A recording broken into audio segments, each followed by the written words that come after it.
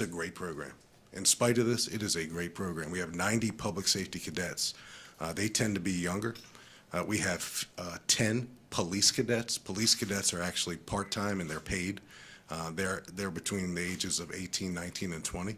So you really, as you travel through this program, you start as a public safety cadet, and you can start as young as 14.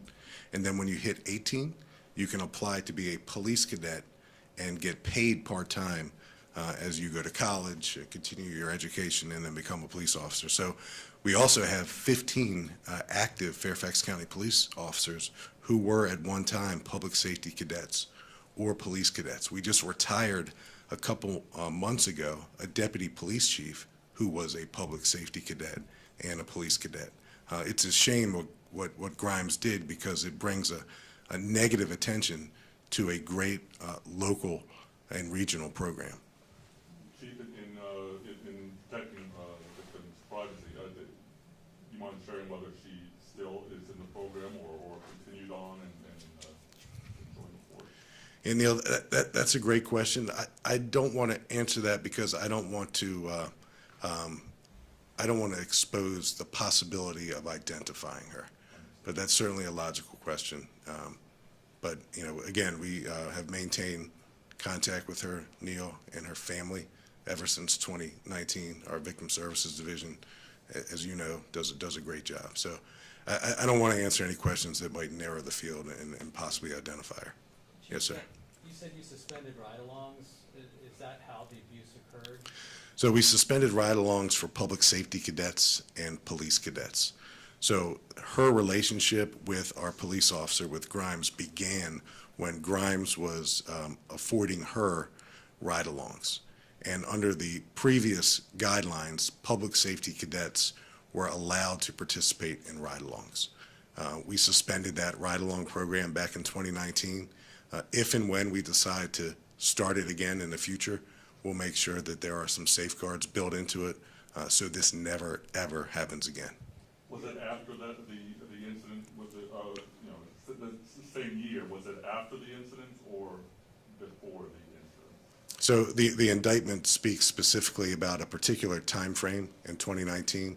I'm sorry, the suspension of the ride-along, did that happen after the incident or did that happen before? That happened when we were made aware of the crimes. So once we were made aware, after the crimes had taken place, we stopped the ride-alongs. Thank you. Chief, Tom Rousing with Channel 7. When you said the FBI, it came to light after he applied to the FBI. Was that the extensive background check the FBI does, or how did that come to light because he applied to the FBI? Well, like any law enforcement organization, local, state, or federal, there's a process to become law enforcement. And at some point during their background investigation, they became aware that Grimes, who was also their special agent applicant, may have had an inappropriate relationship, a criminally inappropriate relationship with a minor. So they called timeout and notified us right away. It was December 13th, 2019. And we acted immediately by stripping him of his police powers, relieving him of duty, and initiating a criminal investigation. Chief, do you have any concerns that there may be other victims? Absolutely. Our Victim Services Division and our detectives are working to see if that is in fact the case. My office has already reached out to some of the parents of public safety cadets, and I've offered to meet with any and all of them, and that meeting is hopefully going to take place in the near future, because the parents need to know that we care about the safeguards of their children, and they're trusting us with their children. So parents should be concerned. They are concerned, and we're going to do everything we can to communicate with them and build this thing back. When you say that Grimes was relieved of duty, did he remain on the force for a period of time after that? If so, how long? He did until May of 2020, and he resigned. And all during that time, he had no duties? He was... Correct. He was relieved of duty December 13th, and I think it was May the 8th, early May, where he resigned from the Fairfax County Police Department. So he resigned during the midst of a criminal investigation and administrative review. What are the specific charges against him? I don't know if we have them to read, but I know it's specifically, I'll let the Commonwealth did. I'll take that, Commonwealth yeah. did. I do have those charges. The indictment was a 3-count indictment, and the charge was custodial indecent liberties, and that is Virginia Code 18.2-370.1 subsection A. And it's 3 counts of that same crime. And you mentioned the possibility of 15 years. Is that 5 for each of those? That's correct, Neil. That each count carries its separate 5-year sentence. Chief Davis, you had mentioned that you're making some changes after this. You mentioned the ride-alongs. Curious about the process before all this to select the officers who would be leading this program, and if that's part of the changes that you've made after it. Absolutely. Well, the ride-along piece of the public safety cadet program and police cadet program stopped back in December of 2019. The parameters surrounding ride-alongs weren't strict enough. And if and when, and it's an if right now, if and when we restore ride-along opportunities to public safety cadets and police cadets, we will build in safeguards. We will identify specific police officers that we know are the best ones to afford these kids, these young people, ride-along opportunities.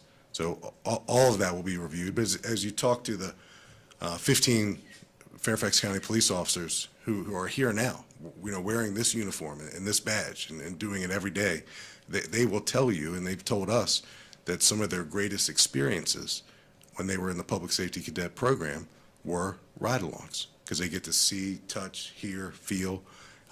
They get a taste for it. So it's a shame that Grimes did something that not only discredited the profession, but this badge, this uniform. And now we got to pick up the pieces and put it back together, because the public safety cadet program is a world-class program. It really, really is. And we're committed to seeing it through and making it better. Chief, was this conduct ever reported to the department before the FBI reached out to you? No, it was not.